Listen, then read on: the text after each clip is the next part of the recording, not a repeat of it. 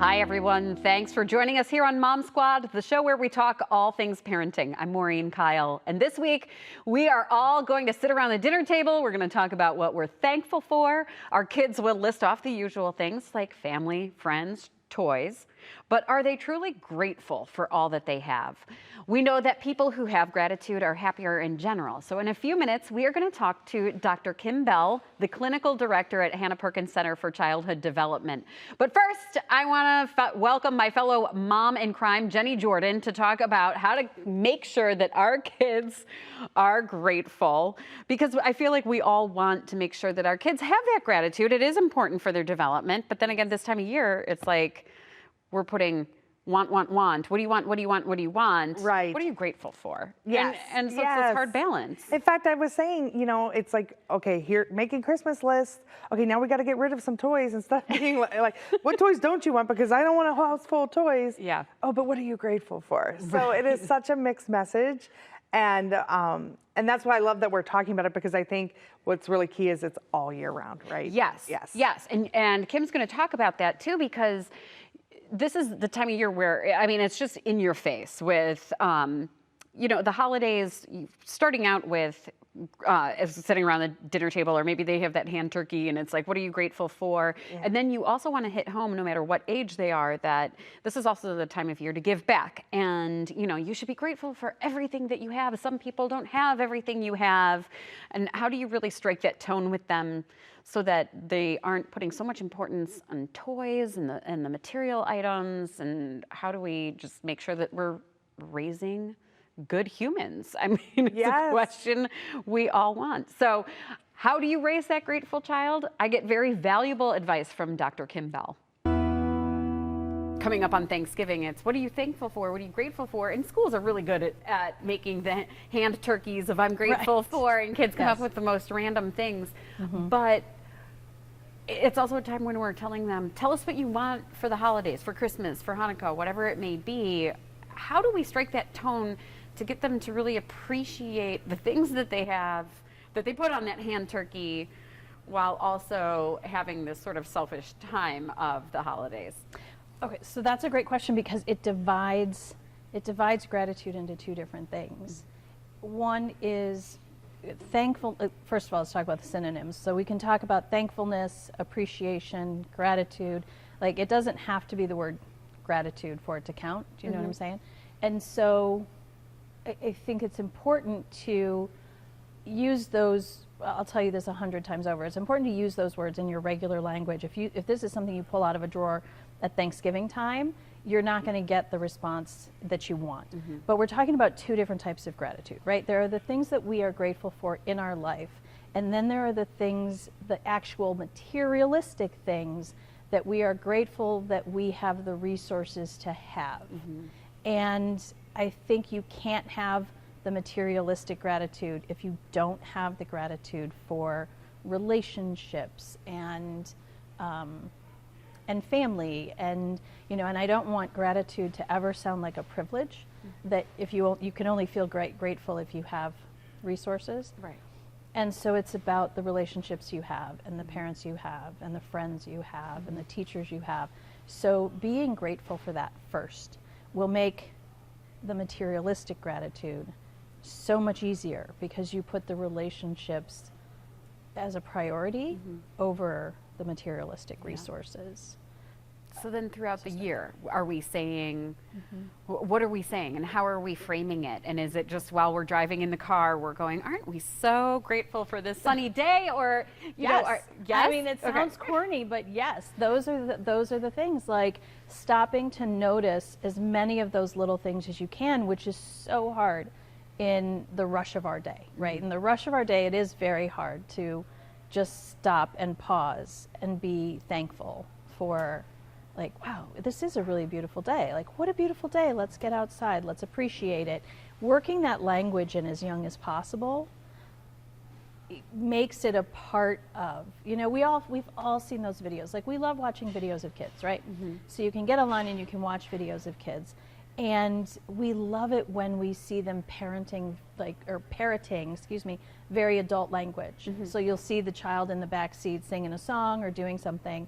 Or if you say, you're doing such a great job to them, or I really appreciate you. The next thing you know, that 4-year-old's in the back seat going, good job, mommy. Yeah. You know, like I so appreciate you.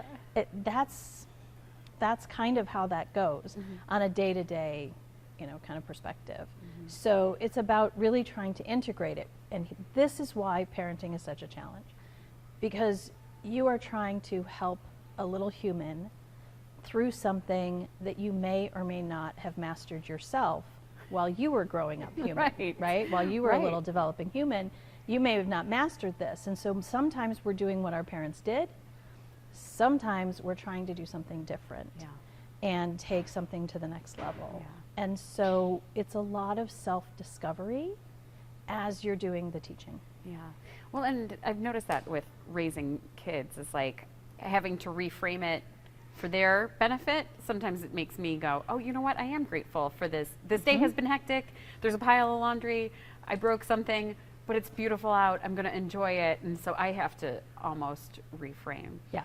So then with kids, we talk a lot about mindfulness now with kids, and I don't even know how to find mindfulness as an adult. So, so gratitude, mindfulness, all of these things. Can you tell when a kid does have gratitude, and does it affect their overall happiness and well-being? The simplest answer is yes. You can tell. I think one of the scariest things, I'm always aware of what families have seen online. And, so just like there are the videos of the kids who are doing very cute things that we think are adorable, there are just as many videos of kids having a throwdown because their parent took away their phone. And when we see those moments, we're like, well, that child feels entitled, or we don't really look sort of deeper into what's going on. So I don't know if it's as black and white as there is or there isn't. It is moments. There are times when it's harder to feel thankful and grateful. We know that as adults, and so children will have those same moments.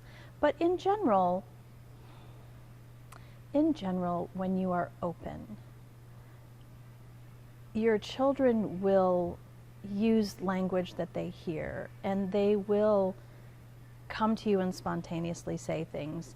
And that's the kind of integration that we're looking for and that we're hoping for. But if you don't model it, then you won't get it back. And kids who are grateful, I think, are more resilient to when things don't go well. And that's another piece of it. Let me just pop that in there, is when a child struggles with moments, let's say struggles with moments of gratitude, put it in that context. So something terrible has happened. Whether we think it's terrible or not, for the child subjectively, something terrible has happened. And the world is terrible, and they are much more likely to go all good, all bad. So when something terrible has happened, then the world is terrible. They don't get anything, nothing is good. And that's the parent's job then, to help them remember their loving feelings, their thankful feelings. And you can say to them, yes, this isn't a bad life, this is a bad day, kind of a scenario. This is a bad moment in time, not a bad day.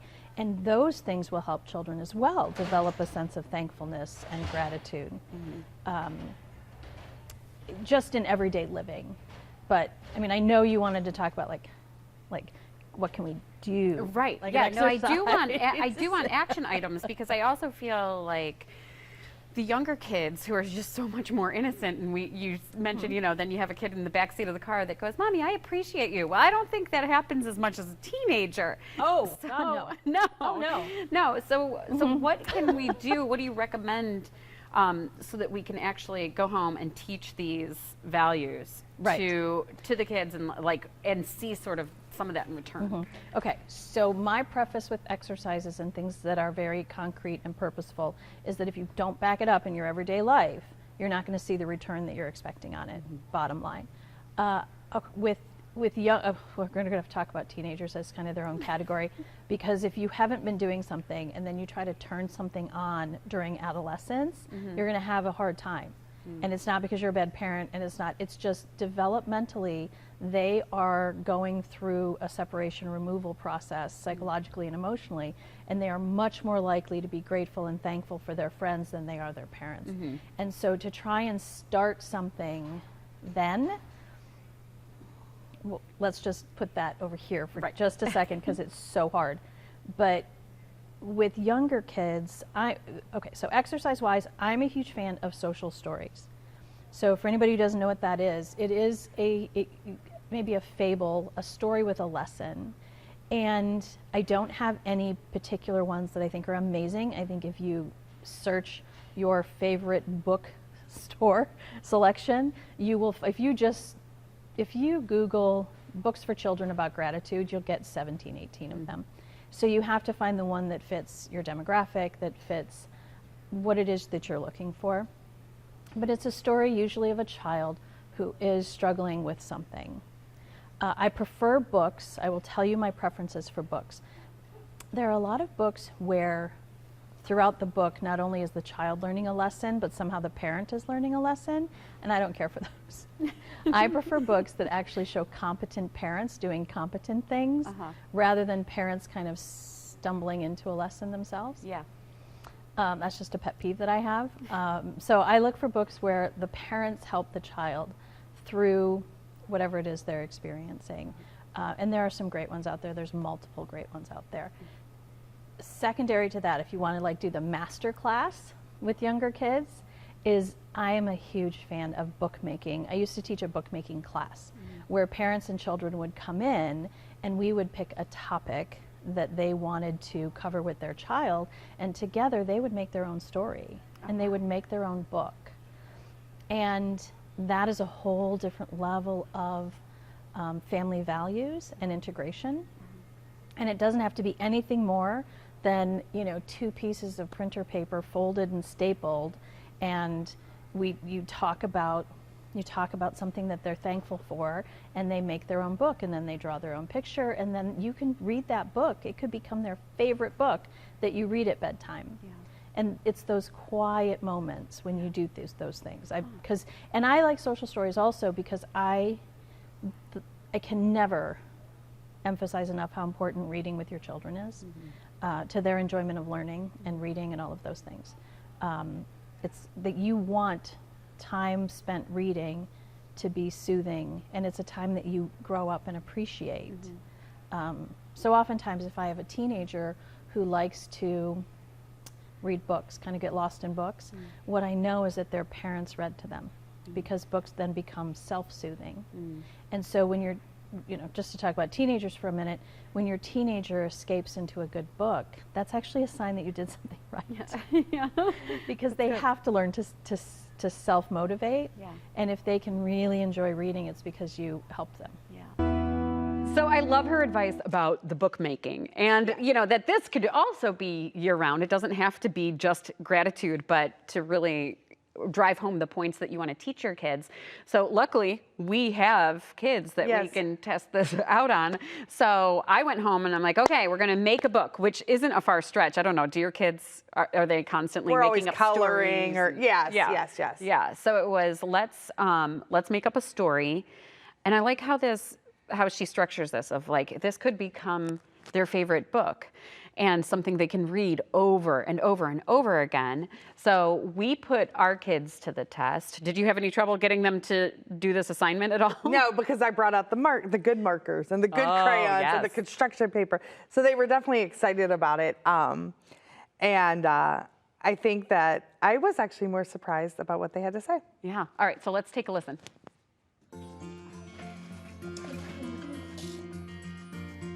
What are some of the things that make you happy? Color. Coloring. Eating. Eating. What else? Who are some of the people that make you happy? Kaylee. Kaylee, your friend Kaylee. Okay, who else?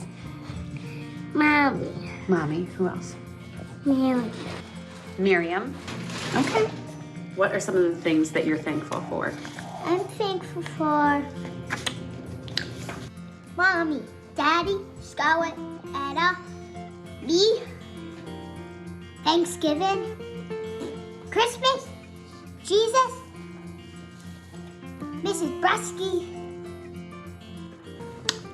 Mrs. Barkle, Mrs. Britzler. I'm thankful for my family, food, macaroni and cheese, and pumpkin pie. And I'm thankful for Mommy, Daddy, I already said family, movies. I'm thankful for drawing outside, Nature? nature, toilet paper. So Jax, how old are you? 4. Can you draw 4 things you're grateful for? Yeah. And Bethany, how old are you? 6. Could you draw 6 things you're grateful for? Yes. And you know what Mommy would be grateful for? If you got off of the table. Mom, do you know what I'm growing now? No, what? I can't tell you. Grateful for my brother. Aww. I'm grateful to Bethany and Mommy and Daddy and Dama. What are you drawing, Jax? And a horsey. And I'm gonna almost make the princess. Huh? And I'm almost gonna make the princess and the king.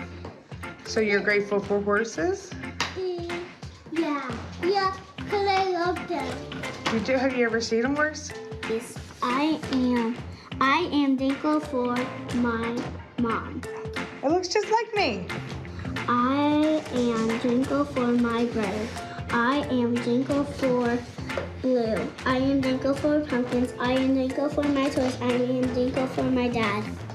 That is so nice. You're thankful for your toes? No. Toy. Toys, yes. I love that. Mommy? Was it hard to come up with 6 things, Bethany? Yes. It was? Are you thankful for anything else you weren't able to fit on the page? I was gonna write another thing, but I don't have any more room, and it was 6 already. Yeah, so what were you gonna do? What else were you thinking of? I am thankful for the holidays. Oh, me too. So are you grateful for those people in your picture? And it's me and Madden. Oh, your friend Maddox? Yeah. That's really nice. But his face a little big. That's okay. I think it's beautiful. Because his face big. All done. All done. Oh my goodness. So you said you were kind of surprised at what they said that they were thankful for? He says a horse. I am like, have you even ever seen a horse in real life? Like, Yeah. I was like, what? But it taught me an amazing lesson because it was this summer. We went to a farm and they got to see the horses and the alpacas and, the baby goats and stuff. And it's so funny to me because when I think about that memory, I remember it being like really hot, them complaining that they needed more water, that they're complaining, I don't want to walk anymore. All those little kid things, Yeah. And here, that was his most favorite thing that he's grateful for. And so it's like a nice reminder, like, moms, you're doing a good job. Like they're getting that memory that you're hoping they make. They forget about all that other stuff, and you can too. Yeah. And I really, really thought, like, I have to remember this. Like, this is, and Bethany was like, I'm thankful for a turkey. I'm like, does she even? So, but then as they kept going, they got into the more of the things that mean something to them. I think they're all in that mode too. Like if you do ask your kids at this point, what are you grateful for? They're thinking like, oh, we do this every year for Thanksgiving. So I'm thankful for turkey, sweet potatoes, my mom, my dad. Yeah. My kids took so long to write their stories that we're still working on them. They're still in editing. They wrote it more like one day I woke up and I put on my clothes and I walked down and got breakfast. And it was a lot of, how do you spell breakfast, Mom? Yeah. Right. So if you're going to do this, set aside more time than you think. So I think drawing the pictures too, that was very age appropriate. I had my youngest, who's 4, I had her just draw a picture. But the writing of the story, it's interesting what little nuances were coming out. And then my middle, she wrote all of the kids in her class. She wrote all of their names. Oh. which then I was thinking, okay, well, this is good. You're thankful for all of the kids. So do we pull another lesson out in there of, okay, well, you're not really close friends with this person, but isn't it nice to have them in your class? Right. And aren't you grateful? And then what I did too is I had my oldest, who's 9, I asked if she could write the story for my 4-year-old who I thought that can't was so write. cute. Yes. Because then maybe that brings them closer. I don't know. But I really like this concept because they love to write little stories. They love to draw pictures. Yes. And we learn so much about the way they're thinking I know this is nothing new, but when they are working through art and when they're working through their own writing, you do learn a lot more. There's art therapy. Let's be our own art therapists at home. Right. And I love to, if I had all the time in the world to, I would love to do this separately with them because I felt like, okay, once somebody said they love their brother, then someone loves their sister. You know, it's kind of a little copycat thing. And then it's like, okay, I could have dug even deeper. What do you love about Jax? What do you love about Bethany? And I did ask them that later. I'm like, so you said you're grateful, like, because they were fighting. Truth be told, they were fighting. So what do you love about that? And, and then they were like, oh, I love that, when she plays with me, he always makes me laugh. And for them to hear that from each other, they don't get that, from each other. I'm always telling them why they should be grateful for that. But it's really important. And I thought that was really, really special. There is another exercise because I wanted to do, like, okay, what else can we do? Maybe your kid is not really into the bookmaking. Is there something else that you can do? And Dr. Bell had another exercise, but she also, then we went into, okay, what if none of this is working? Like, what if you have that kid who is just really focused on material items or is only saying, well, I love my toys and I love my playhouse and I love my trucks. What do you do when maybe you're running into that situation? So have a listen of what she had to say. I am also a fan, if your family can manage it, to have those conversations, whether it's over the dinner table. I don't ever want to say like, oh, over the dinner table is the best way, because I get that sometimes we're way too busy to even have dinner together, or work schedules don't happen. So it's just an example. It can be in the car, where you do have conversations about your day. And you'll have to do a lot of modeling, because what you're going to get is, so tell me something good that happened in your day today, and tell me something that you struggled with today. And you're going to get a lot of, especially in the beginning, you're going to get a lot of I don't knows. So you have to be ready to do the sharing first about your day, like, how was your day? And then say, well, what about your day? And that I love because it opens up the flow of communication, and you'll find yourself communicating more often, like I think during the day or in the evening with your child. I love that. I love that. What if, I think this is the final question for gratitude, what if you have that kid that is just like, no, I am putting my worth in Barbies or my phone or my, trucks or whatever it is, and they're just so attached and life depends on that toy and what they have. What do you do? Well, depending on how much it is, sometimes depending on how significant it is, sometimes you need help, because I don't want to say if A, then B. There's always a reason. When kids are very reliant, it can be for social comfort, it can be to avoid anxiety situations, and so we fall into our electronics. It's never a simple answer. And so if you really have a hard time having those conversations, but sometimes we decide, my child is engaging in a behavior that I define as bad. Therefore, I need to do something about that, and I need to fix, handle, or change that. And I don't believe, especially in older kids, that you can fix, handle, or change something until you've understood what's the reasoning behind it, what purpose is it serving. And so you first have to ask the child and understand the child's position, or it's a power struggle. That's how you get into power struggles. Like, if your child panics when they don't have their electronics, or they panic when they don't have the right boots or the right coat or the right this or the right that, but usually that's a social anxiety, because there's pressure from their peer group to do or to have, and if they don't have those things, or if they can't be those things, or if they can't wear those things, they feel like they will be socially rejected, isolated, and abandoned. So if we can appreciate that, if we can appreciate the underlying why, then we're much more likely to be able to fix the why so that the thing becomes less necessary. But if you just yank, it's like taking a transitional object away from a toddler. What happens when you rip that blanket away? Yeah. We wouldn't do that. That feels painful. When a child has become so dependent on their technology, and we also have to understand that kids today connect almost exclusively with their friends online. So taking things away like that feels like you are just ripping away their social supports, and they're floating out in the middle of nowhere. So you really, really, if you're genuinely having a hard time with those things, you have to really appreciate and understand what they mean in the life of the child so that you can reorganize the priorities rather than just, you will be grateful or I will take it away. It's just not going to work.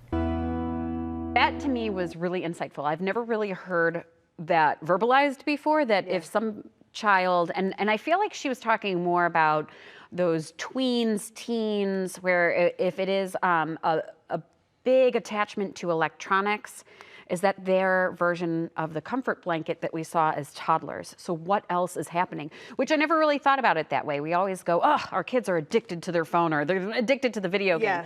But is it masking something else?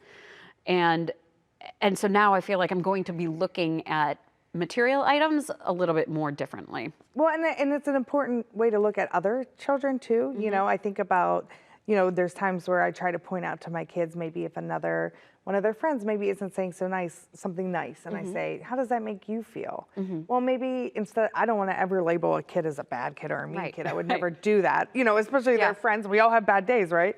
So it's like, maybe say like, well, you know what, that made you feel bad. I don't think they meant it. They probably were coming from another place. Or, you know, if you see that kid that's always on their phone, like, why are they always on, you know, well, you know what, that's something that brings them comfort. And, you know, we try to use other things. So I think that was really helpful. My 9-year-old, I mean, she's in that age group where I have, you know, in volunteering and being around a lot of kids that age. And when Dr. Bell talked about, you know, in social situations, maybe they need that comfort. I've seen a couple of them where they need like a device.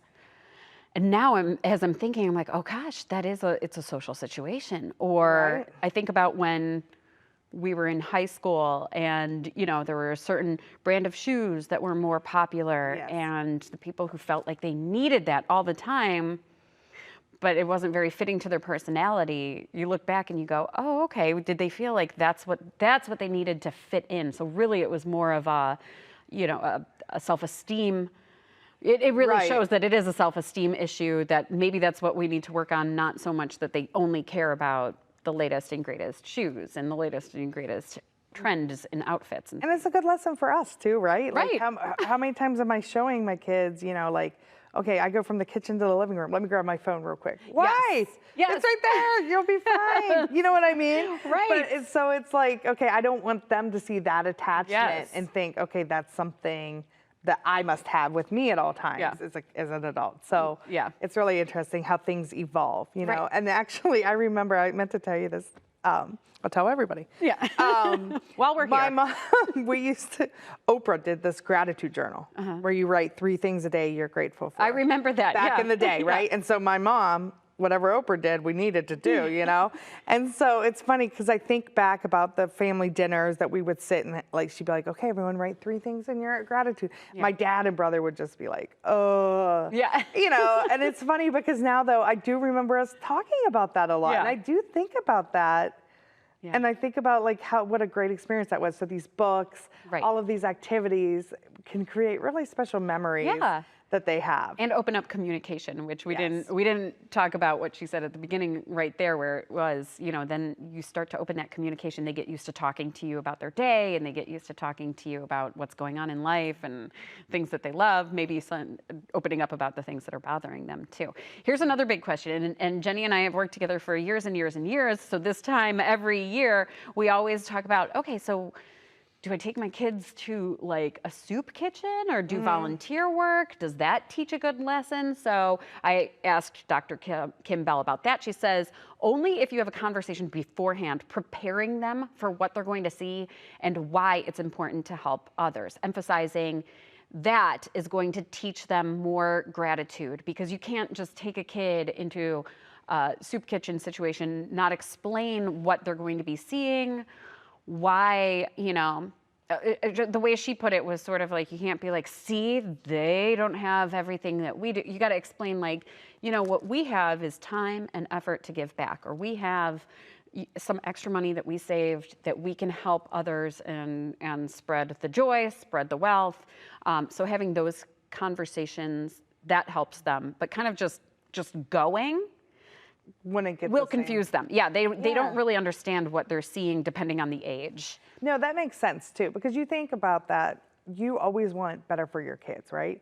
So that's a very common thing. So, but then you start giving them better things, and then they go, then you're like, they're not grateful. They don't know that we used to have to do this or that. Yes. You know what I mean? And so having the conversation of why it's important to give back, and then showing them how you do it is so key. Yeah, you and I know? think all of these exercises makes them grateful for, as you realize, like the feelings. They're grateful for how they feel when they're happy, and giving to others makes people feel happy as long as you frame it in the right way. So, so yeah, I think these are all things that we can do. I think we learned some life lessons here. So thank you so much, Jenny, for joining me on this and putting the kids to the test. We love making them do some extra homework. Yes, well, they love it. That camera came out, they're like, what? What are we doing? Where's my close-up? Yeah. And a big thanks to Dr. Kim Bell with the Hanna Perkins Center. She's always one of my go-tos. Oh, she's amazing. We're going to revisit some issues with her coming up in the new year. But hey, while we're talking about material things, it is time to get shopping. So next week on Mom Squad, we have gifts for under $25. You don't have to spend a ton of money to make kids happy this holiday season. So we'll have that and a lot of other holiday episodes coming up. So thanks so much for joining us. We'll see you right back here next time on Mom Squad.